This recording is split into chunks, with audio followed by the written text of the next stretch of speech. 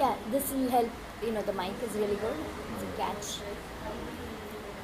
Hi everyone, I'm Susmita and we're here at Carrots Restaurant and we're here with David Belo of Earthloaf Artisan Chocolates. Look at all these yummy chocolates here. So they have chocolate bars and they also have a lot of bonbons, little truffle type chocolate thingies and cacao nibs, lots of yummy stuff, and they're all vegan and it's all dark chocolate, so real chocolate, and it's raw. So I will let David speak about it. Thank you, Susmita. First of all, a very happy Independence Day to everyone watching from India. We are here to talk about something very serious, which is proper chocolate. No, I'm joking. Chocolate is something that I'm very passionate about, and I know a lot of you guys out there are really passionate about. This is a chocolate appreciation session, looking at sort of going into the deeper nuances and the deeper sort of understanding of fine chocolate, especially at a time where fine food is becoming a much bigger idea, and I think the world is starting to look into foods under a greater sort of microscope or a finer lens, to understand what foods are really about, what ingredients go into them, the process, the agricultural techniques used behind those foods, and chocolate is really no exception. So here at Earthloaf, we've really tried to do a couple of things, one of which is bringing Indian cocoa to the world stage by making some really fantastic fine chocolate, serious chocolate, pure chocolate, dark chocolate, as well as sort of here at home in India, really showing people what the real thing is all about. So in today's session, what we're going to cover is a little bit about the history, how we got here, the chocolate that we know, the chocolate we grew up with, and what Earthloaf is about, and this style of artisan fine chocolate, as well as some of the health benefits of cacao and cold processed chocolate, and then just we'll have a bit of a taste. So Smita and myself will discuss some of the chocolates that we have here, how to enjoy them, what to look for in a fine chocolate, and yeah, I think that'll be pretty much it. So the first thing I think we need to do is really get to where cocoa comes from, what it's about. And as you can see here, these are two halves of a dried cocoa pod. This is actually a very small, very young pod. When it was ripe, obviously it was a bit bigger, but usually they're sort of the size of a small rugby ball, about that size. But this is actually a fruit, and all chocolate starts here. Not many people know this, but yeah, actually cocoa is a seed of the fruit. Once cracked open, the seed emerges. These have been fermented and dried, but the seed in its raw form is surrounded by a fleshy pulp, a bit like lychee, a white milky fleshy pulp, which is really hydrating and tasty on a hot summer's day.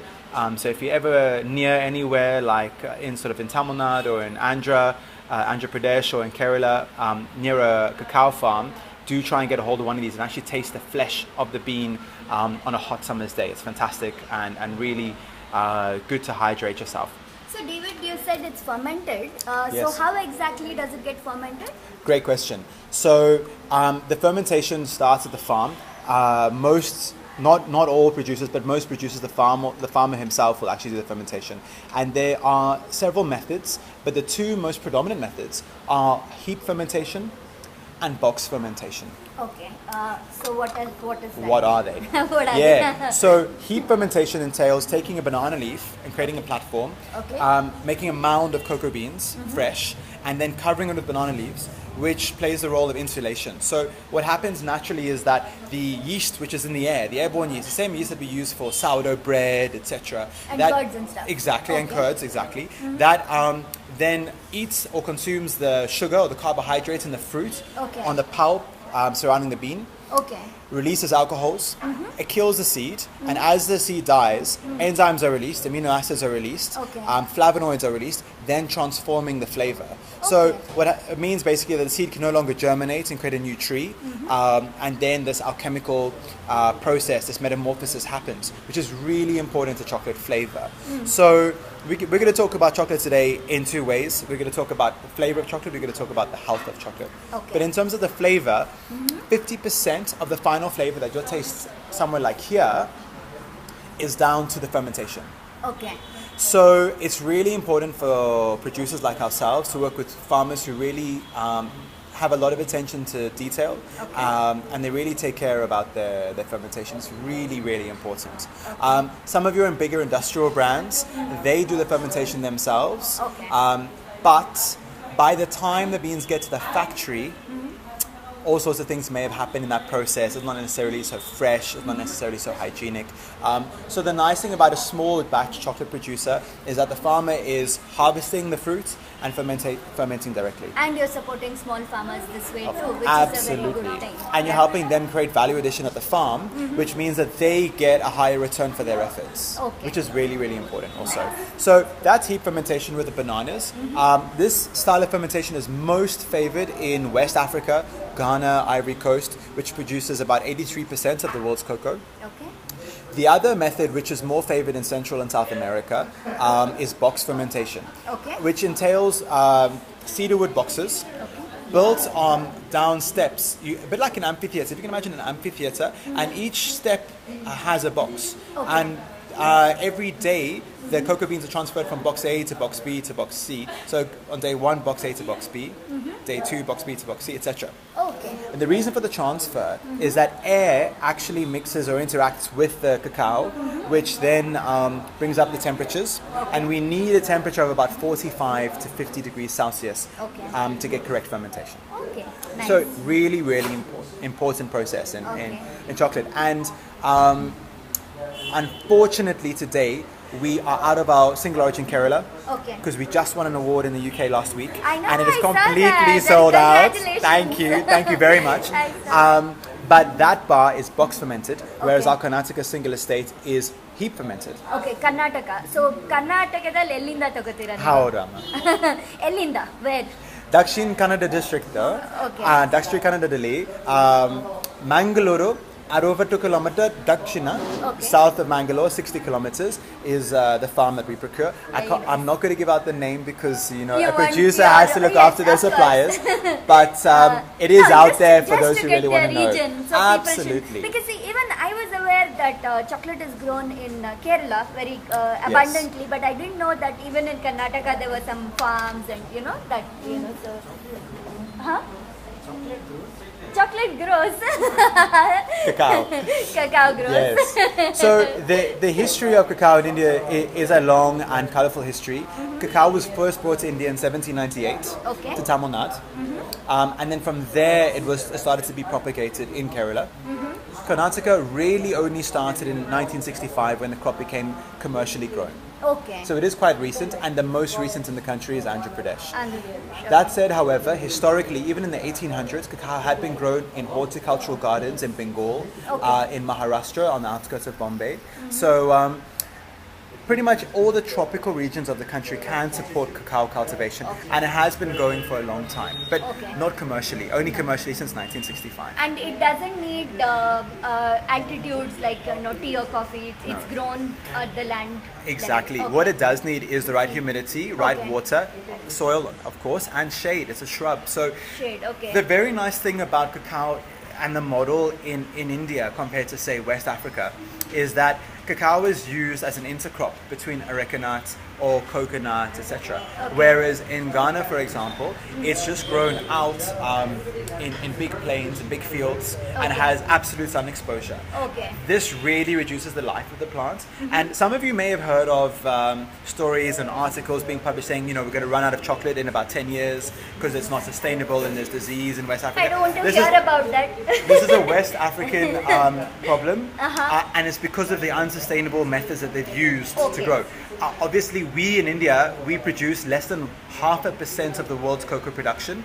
We would never be able to use this method to produce the amount that's been produced in West Africa, but it is sustainable. If there's enough loan in India for India for it to We're have fine. it, that's enough. We are fine. So me, it's that's enough. the good news. That is the good news. And what I love is that cocoa in India is always grown in a highly biodynamic environment. Okay. So it's always surrounded by lots of other crops. And what's interesting there is that you can taste The flavors of each- the other the crops that are in that farm. Oh, very nice. Very, very nice. Okay. So this, for example, this farm does grow a lot of areca nut, and that actually gives the chocolate a bit more bite. Okay. It has slightly more tannins. It gives a much bolder flavor. Okay. Whereas Kerala, obviously having a lot of coconut, cacao grown near coconuts, does have that more coconut and creamy flavor.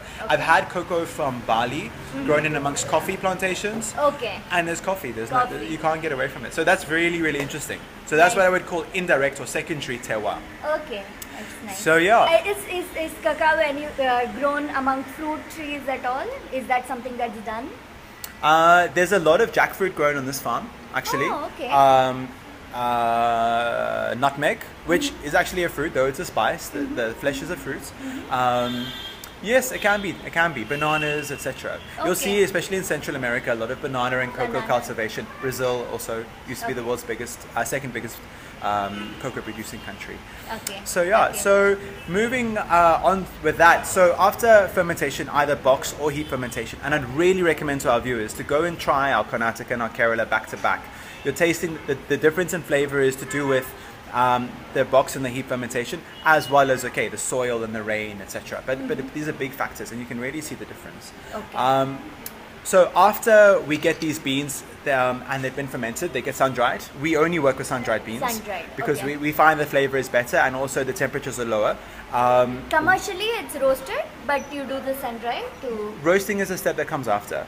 Okay. Yes, Okay. so that's the step post sun drying. Okay. Drying is another really, really important part. If it's not done properly, you can have very high acids left over from fermentation, and you can have extremely sour chocolate.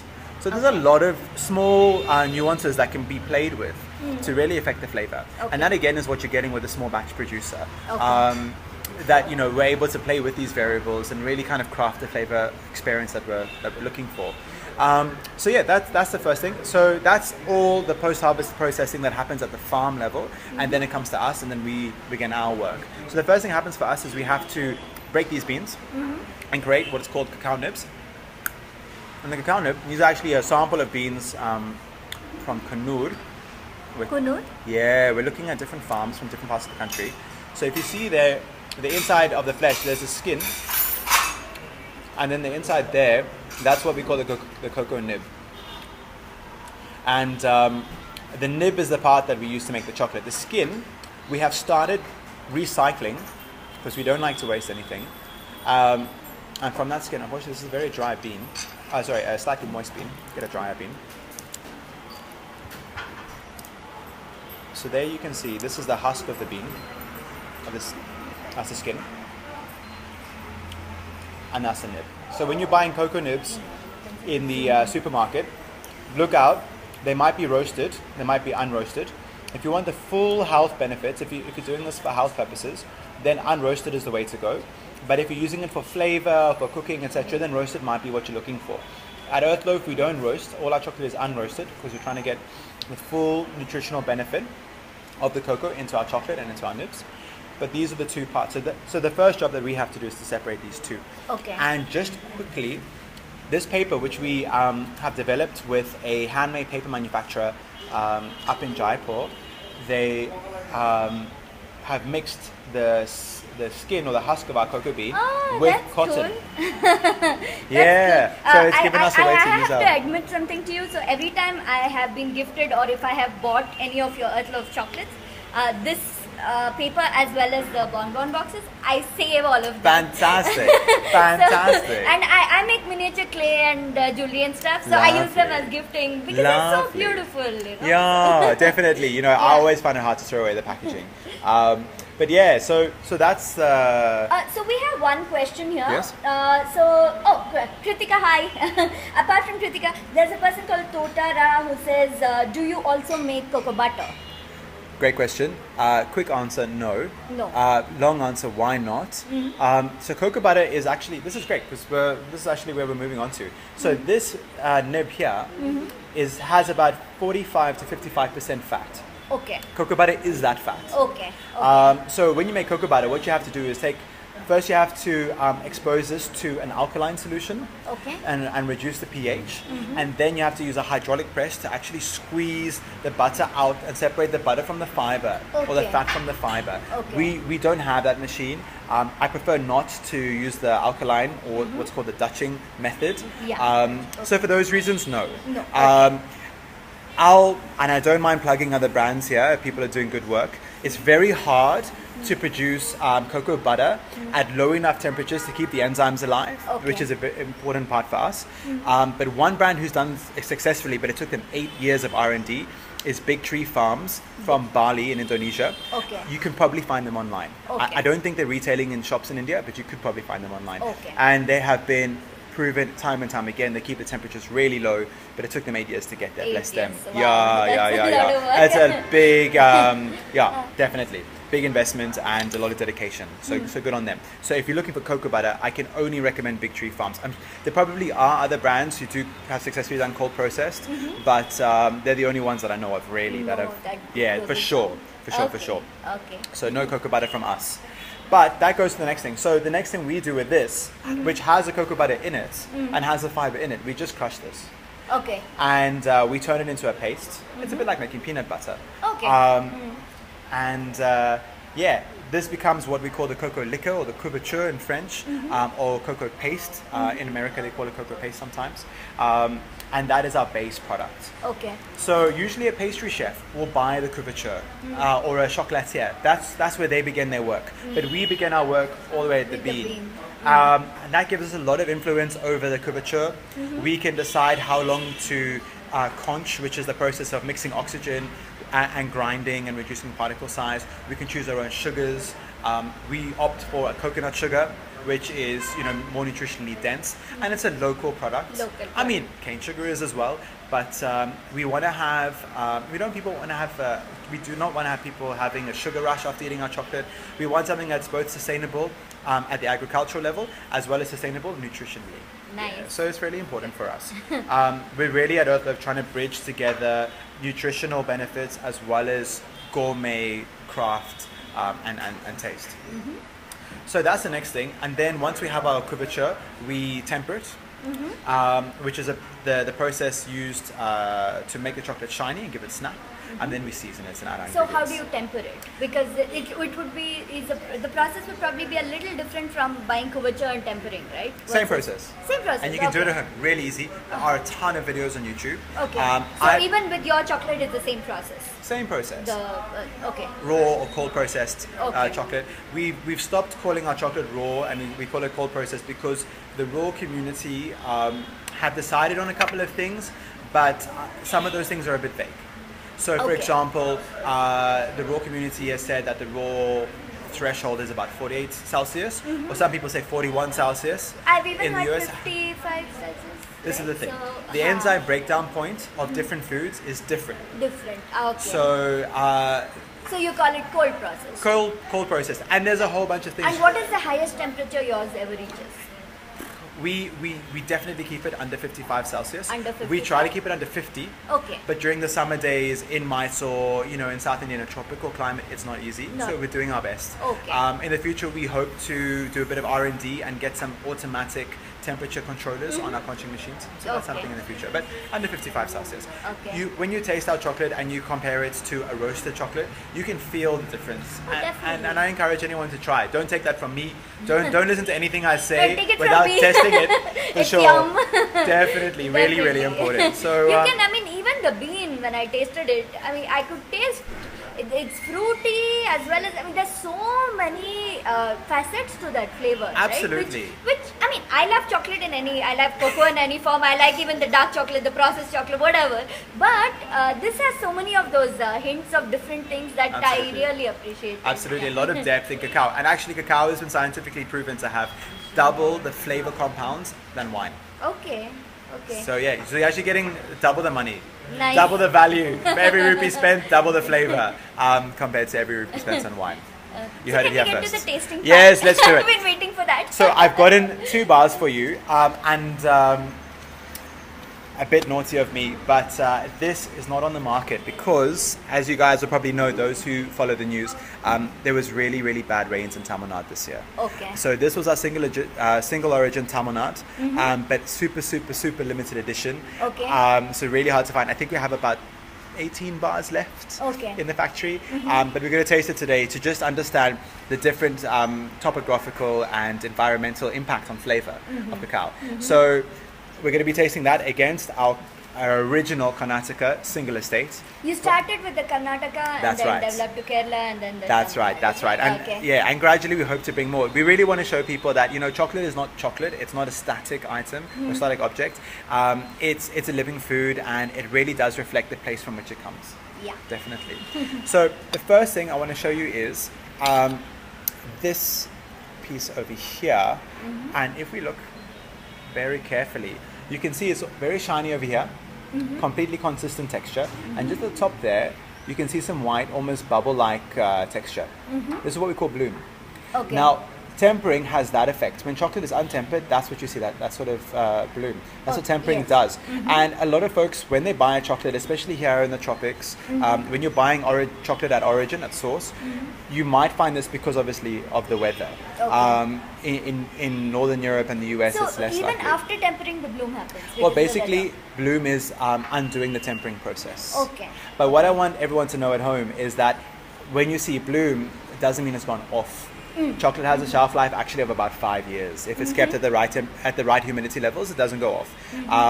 So I just wanted everyone to know what bloom really is. It's a cosmetic thing. It can change the texture slightly, but it's absolutely fit for consumption. Okay. If you really want to be a sort of master chocolate connoisseur at home, you can learn to retemper, and you can actually melt your bars and retemper them at home, and then they'll have a perfect shine.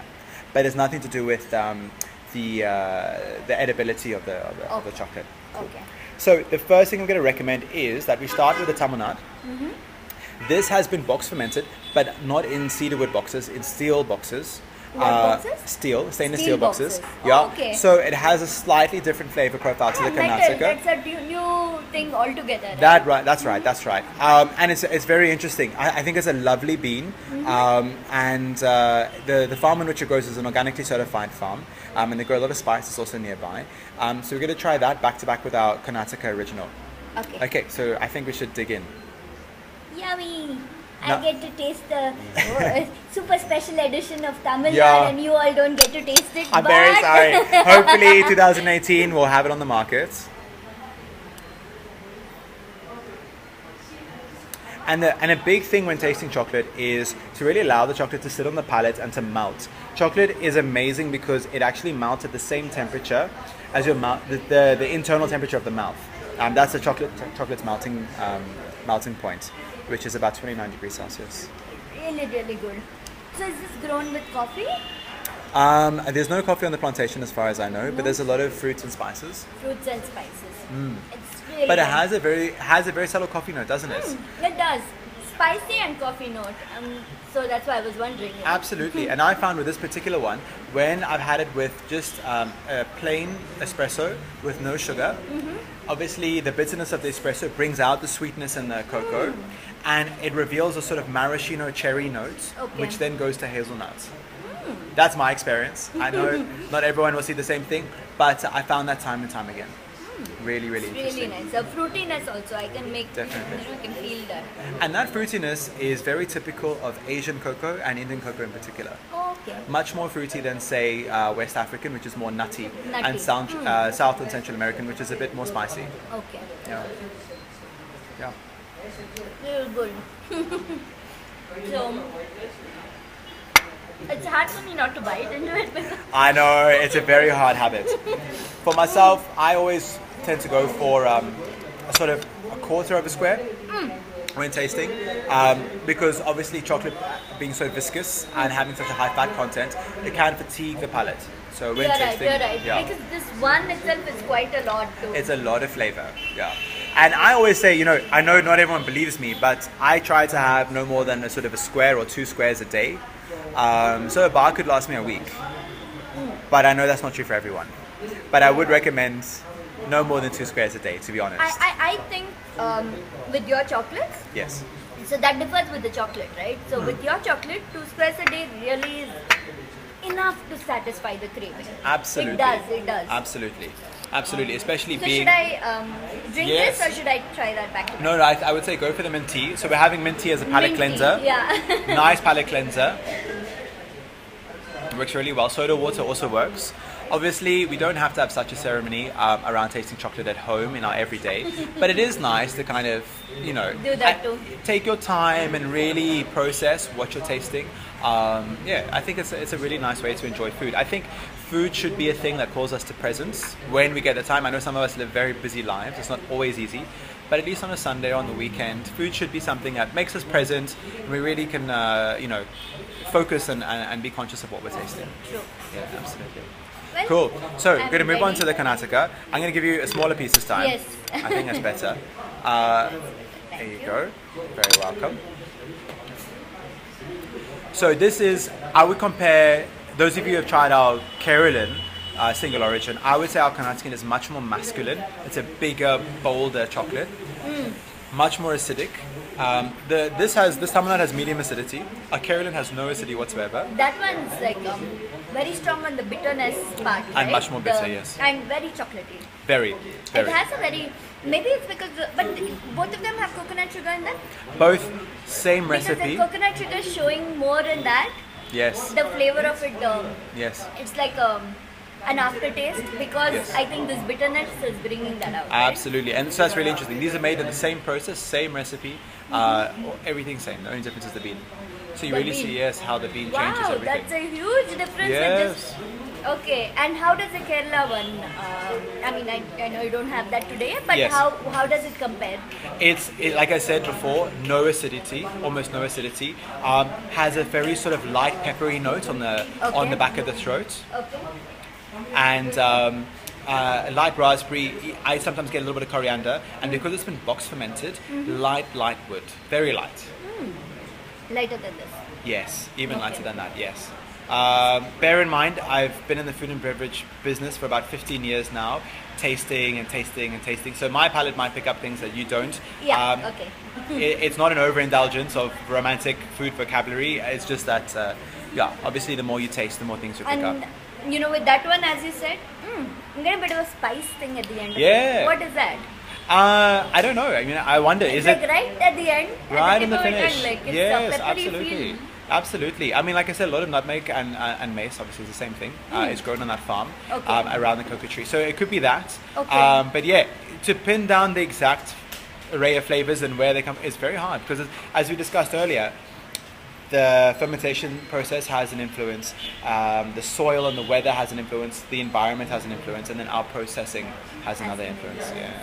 Yeah. So really, really interesting. And interesting. when it comes to pairing, the different beans or different chocolates with the different origins pair differently with different things. Okay. This works really well in savory sauces. So That's what I was thinking of. Yes. So, we're planning to work together and come up with a gourmet menu, a food menu, maybe as a weekend special or something. We'll keep you posted about that. But Definitely. having that gave me all. This one is so good by itself. Absolutely. That's good too. But that I can think of all kinds of ways to use it in food. Absolutely, absolutely. And I think this is really important to remember. The Mesoamericans started using chocolate as a drink, and it Okay. was unsweetened. It was seasoned with, nutmeg and chili and a lot of things like this. And it was really, and even at the beginning in Europe in the 1700s, chocolate was more of a savory thing. And only later did it sort of enter sweet territory. Sweet. Okay. So it's That's a very interesting versatile to thing. hear, But of course, that's- we have to sort of unbox chocolate and let it free because it can be used in a lot of ways. Lot of ways. Wow. Yeah. So we have a couple of. Okay. Hi Harshika. Okay. There's someone called Madhavi who has asked where she could buy these chocolates, your Earthloaf chocolates. Where are they available in Bangalore? In Bangalore, in Indranagar, you can get them at the Ants Boutique, just off 100 Feet Road, Hull Second Stage. I've seen them at Nature's Basket also. Have you got them I there have been or- told this, but we Yeah. are not listed with Nature's Basket. Oh, And yet, what? people I'm have told so- me that they've Yeah. seen it there, so I'm I do not so know. sure I've seen What it happened there? That is a mystery I Wow, myself am that curious is- about. What about food hall? No. No, not food hall. We, Food hall, I'm not sure, but Nature's Basket, I am so I've been sure told I've this. seen And in the Bangalore, chocolate there. I've been told the same thing. Sorry? Online yeah, it's of there. course. Online Actually, can people buy from you directly? absolutely, and it was delivered to your door. It's next day delivery from Mysore. Okay. And actually on our website there's a stockists page. So if we We go... will put the link to the Earthloaf website here. Yes. Of course, we've already tagged their page, so you can go to their page and then you can find that there too. Definitely. So we'll put the link and then Definitely. people can And order. all our Bangalore and Pan-India stockists Pan-India. and international stockists, so all listed on that stockist page. So that's the easiest way. Okay, so that's where all the stockists are. Plus, there's also an online portal on your website where Absolutely. people can buy. One piece of advice, just call ahead because we retail with a lot of small independent organic grocery stores. So what they have in stock does vary. So always better to call ahead. Okay, and I've also seen Pan India online. I have seen Earthloaf on Eco Trunk. Yes, it's That's an a eco-trunk. vegan marketplace, Yes, and they absolutely. cater to healthy, vegan, interesting products Absolutely. like that. And Eco Trunk also Absolutely. has it. You can Absolutely. look it up. Absolutely. Absolutely. So yeah, a lot of different places. Yeah, absolutely. So very Nice. nice and easy to find. So yeah, look, I mean, I want to just taste one more bar. Okay. This also won an As award many last. as you want. Please give me. We have a whole I'll be factory full of happy to chocolate. eat. So the next bar is our Tokai coffee and pineapple. Now I love this because this Oh, is look how interesting. Is that dried pineapple? that is dried pineapple, Dehydrated. dehydrated. Okay, nice. And the couverture is actually ground with coffee from Chikmagalur, roasted by Blue Tokai Coffee Roasters, Okay. originally from Delhi, who are one of the first sort of really premium coffee roasters in the country to really, I think, just show how great Indian coffee is by, really paying attention to the roasting. Okay. So it's a nice medium roast from an organic farm in Chikmagalur, and it's done very subtly so that the cocoa just interacts with the coffee, but it's not supposed to be an overwhelming coffee flavor. And then the tanginess of the pineapple just kind of cleans the palate at the end of every bite. So this just won a Great Taste Award in the UK last week as well from the Gala of Okay. Fine Foods. Nice. So that's why I bought it for you to taste today. Yeah. Wonderful. So could Go you- for it. I think mine Maybe tends to you get the can- hands messy. Yeah. And actually, ironically, this particular chocolate, Are you selling this today? Somebody wants to buy it. we don't have one No, on the sides. sorry. No, not available for sale here today. Actually, Yeah. she could have. I mean, if she wants the Tamil Nadu or the Karnataka, these few bars here, You want to? up to her. Oh, it's called Earthloaf. Oh yeah. You can look them up and then you'll okay. All right. So if you want, there are a couple of bars. Would you like to? We just got a bar recently. I got a present. You got it recently. Oh, okay. All right. Okay. Type one. Oh, the Gondaraj and apricots. Yes, another one of my favorites. Will you like it? Of course, it's my recipe. I think you like all of. What's your favorite recipe? Oh, they're That my brings- children. I can't pick a favorite. You kinda yeah. I can't pick a favorite. Do you? You can. Yes. Oh, I see. Okay. Yes. So we're doing a live video on our Facebook page. No. No, Please come. stop. Because you are an Earthloaf fan. Have you tried You can talk the about. coffee and pineapple? I don't eat chocolate. She will like. You don't eat chocolate. Go away. Who are you? And she's done vegan, so she's Okay, great. deprived of everything. Would you This want- is coffee and pineapple. Yeah. And this is actually a 50-50 blend of our Karnataka and Kerala. So Okay. you get the strong note from the Karnataka with that softer feminine finish from Of the the Kerala. Kerala? Yeah, it's really Okay. nice. Nice. Thank you. And those are the chocolate, just chocolate beans or? These are cocoa beans, yeah. Cocoa beans. Yeah. So that's all chocolate starts there. Yeah. Well, my Let me turn. give you one with more pineapple. Yes, please. Absolutely. I Thank can you. sometimes eat sweet chocolate, but not this. The dark chocolate. Not the real No, I chocolate. don't have the. Thank you. Thank you. No worries. Bye. Bye. So actually all our flavored bars at Earthloaf are This is made good. from this blend of the Karnataka and the Kerala. Kerala blend. So- It's a good blend because it's not. Yes, It's strong, absolutely. but not. And the coffee is going so well with it. Really nicely, no? And it's light though. I find sometimes when people do coffee and chocolate, the coffee overpowers the cocoa flavors, and it just washes them away. This So goes well with it. the that's what we combination. wanted to do. It's not too strong on the coffee. It's just they're a supporting role. Yeah. So those of you who tried Earthloaf even as recently as say a year ago, that was 100% Karnataka. So we've just started doing the blend. So you might notice now that the inclusion chocolates or the seasoned flavored chocolates are a bit softer. I like the pineapple combination too. That's just a bit of sweetness at the end of everything. Absolutely, and a bit of tanginess as well. Yeah. So things are changing with us all the time. Innovation is a very important part of our work, and we're still learning every day. So I really feel that the chocolate that we're producing today is leaps above what we did 3 years ago, say. And I'm looking forward to the next 5 years. And I think it's really important to remember that, especially bean to bar, small producers, you will always have that element of development. True. Whereas an industrial product, obviously, it's set. A lint will be a lint. It's for years it is the same. It'll be static. I mean, look, they also started small once, and they've had 100 years to do their innovation. So different life cycle. Different, Nice. So I liked all of them, but my favorite was the Tamil Nadu one. Oh my God! I'm really heartbroken that we weren't able to. Please bring it into the market hard. soon. Yes. I hope it comes in. Yes, likewise. Next year, right? That's only Next a few year, months away. yeah, So exactly. let's, Absolutely. the moment the Tamil Nadu one comes in the market, please go buy it, all of you. Definitely. It's also for people which I should have made her taste it, because it's also for people who may not be fans of bitter dark chocolate, but this would actually appeal to even those palates. I think so too.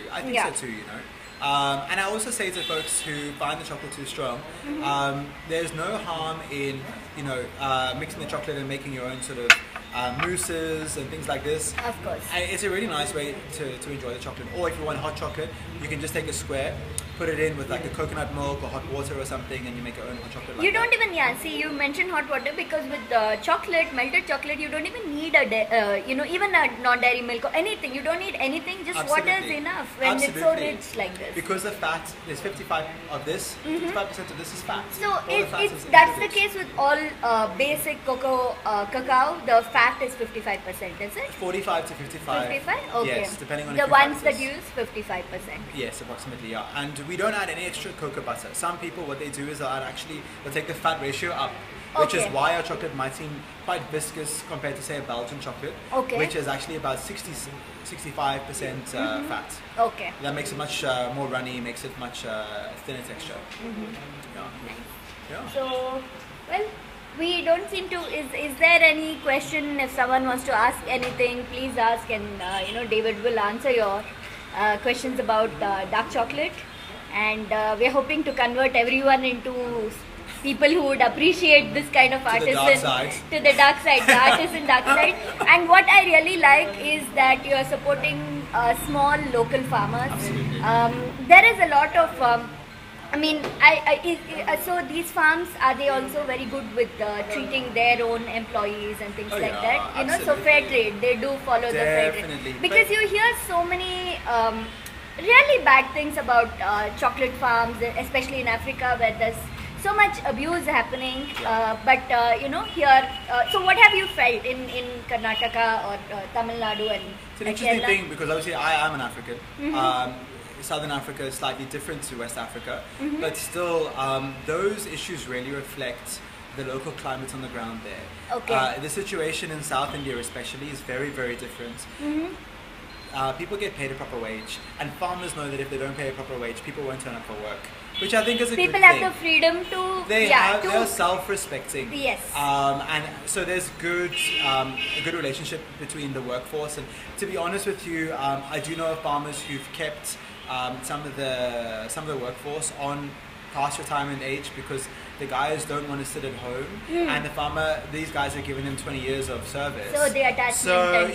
And I think that's quite sweet, as long as it's a mutual agreement. But that's what I've seen. The situation in India is completely different to West Africa. So that's very nice. So then more so where we need to support Indian origin chocolate brands. Very it would be you would be adding to something much nicer, bigger principles. Absolutely. And look, we know that we create a very specific style of chocolate within a very narrow bandwidth. It's a chocolate that I'm proud of, a chocolate that I eat. Nothing that comes out of our factory, I myself would not enjoy. Okay.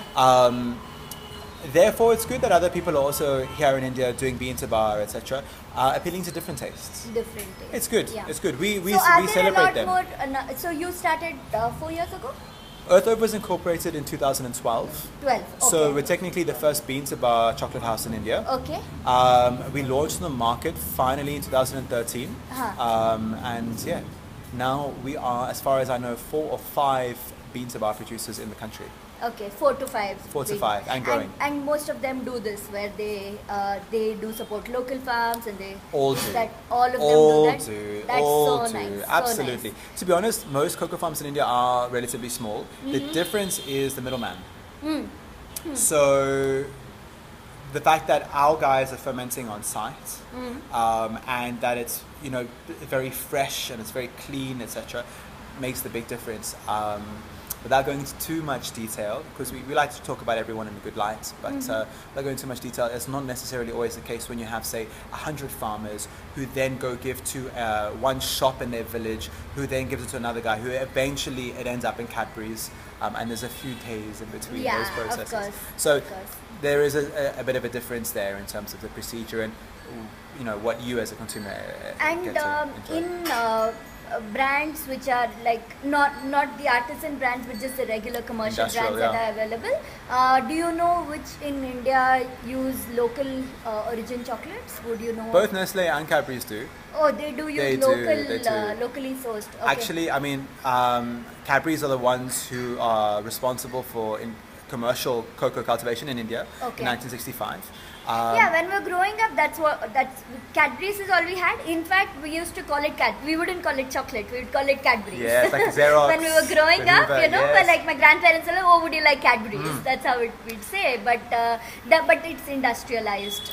It's industrialized, yeah. It's a lot of small farmers, but like I said, there's a couple of middlemen in between. Middlemen and okay. The nice story here is, so Cadbury's really propagated commercial chocolate cultivation in 1965. Okay. It was about a 10-year process.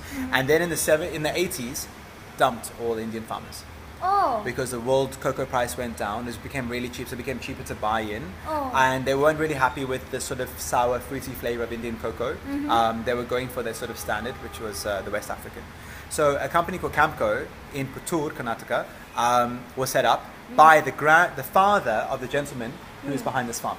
Oh, that's So there's a bit of a family link. Family link, And nice. they were an areca nut company at the beginning, but they really propagated and supported cocoa production. And they set up what is still today Asia's biggest chocolate factory in Puttur, in Dakshin Kannada. I've heard of the Yeah. Camco factory. Definitely. Yeah. Look, I mean, it's not the chocolate that we make, but ultimately they kept cocoa alive in this country, and I think That's nice. for that they should be, they should be Supported. supported, honored, respected, appreciated, etc. Camco. That's nice. Yeah, definitely, definitely. It Yeah. takes a lot of different people to make So something even happen. Camco, I think they do have a couple of dark parts which are vegan. They're slowly going there Yeah, now. they're going there, so which is good, Isn't it? It's nice to see that. Definitely. When the big guys start going in a certain direction, you know the movement has taken root. Absolutely. Yeah. Yes. Cool. Cool. So is there anything else, David, that you'd like to? Not too much for myself, Okay. but by all means, folks who are watching this live or the videos afterwards, if you have any questions about the chocolates, about chocolate in general, about cacao, etc., please do feel free to ask. I know we haven't gone too much into the health thing, so maybe we can save that for another day. Okay. If you want to say a couple of things about the health thing, you're welcome to. Sure. And, the nutrition Just a couple. part. Yeah, definitely. Okay, so a couple of key nutritional points. Cold processed or unroasted cocoa has about 11 times more antioxidants than roasted cocoa, which is 3 times more than green tea, 7 times more than red wine, according to a study done in the US. About 500 grams of cocoa has about 24,000 antioxidants per microgram. So that's a really interesting one. 24,000 antioxidants per microgram. Yeah, Wow. something like that. Double check those figures because we are live, but it's a lot. There's just a lot of antioxidants Lot, there. okay. Definitely. Really high in iron, so really good for teeth and bones. A lot Okay. of magnesium, really good for the heart. It has a chemical called an amino acid actually called phenethylamine, which your brain produces when someone gives you a hug. Aww. So this is love food. And also has a another chemical called anandamide from the Sanskrit word ananda, bliss. Ananda. Okay. Yeah, which your brain again naturally produces, and the only other place it's found is in cacao. Cacao. But Okay. when you start to roast and expose the cacao and the chocolate to high temperatures, you break those things down. So it's there, but much more diluted. No, which form. is why when it is it's a highly processed chocolate. The more processed it is, the more ingredients, like the more quantity of even the processed chocolate. If it's 85%, 70 whatever plus percent, it's kind of okay. But the ones with lot of sugar and lot of dairy and stuff like that, you need to eat a whole bar to get a bit of joy out of exactly, it. You know, exactly. but the darker the chocolate, and then of course this is the ultimate where you haven't overly processed it at all. Absolutely, absolutely. Then a little bit is a lot. Absolutely. I mean, I think the thing to remember about chocolate is its history. You know, it kind of came into the public imagination at the same time that industrialization took roots. So what's happening around the world is a whole de-industrialization movement, and chocolate is no exception. Okay. Chocolate is becoming de-industrialized, Okay. and that's what we're seeing. Nature put the health benefits there. It's really perfect for man. So as long as we get out the way a little bit, then nature does its work and we get the benefits. Okay. Yeah. Cool. Cool. All right. So thanks everyone for watching, joining us. I hope you got a lot of information out of this, and of course the video is continuing. It's going to continue to be on the page. It will be available for you to watch anytime again. And please comment with your questions, and David will answer them also. Even later on, he'll reply to your comments. And As thank much you as I can. so much Yes. for being here, David. A pleasure. And I've been a fan of Earthloaf for quite some time, and Excellent. this just it just happened. We just Yeah. were speaking, and you happened to be in Yeah. Bangalore, and then it worked out. Amazing. This funny story behind this is we had posted a picture of our vegan chocobar, which is super popular right now. So when we posted that, one of my friends who doesn't have soy, who has an allergy to soy, asked me if we could make chocobar with soy-free chocolate, and I was asking her which chocolate is soy-free, and that's when she spoke about Earthloaf, and then David commented, and then we decided, let's do a live video about this, and so it'll be great. Yeah. So looking forward to working with you on a nice, interesting menu, some Yes. recipes, and we have some more interesting events planned up soon, in a few weeks' time, maybe. Yes, Yeah. absolutely. Okay. All right. Thanks. Bye. Bye.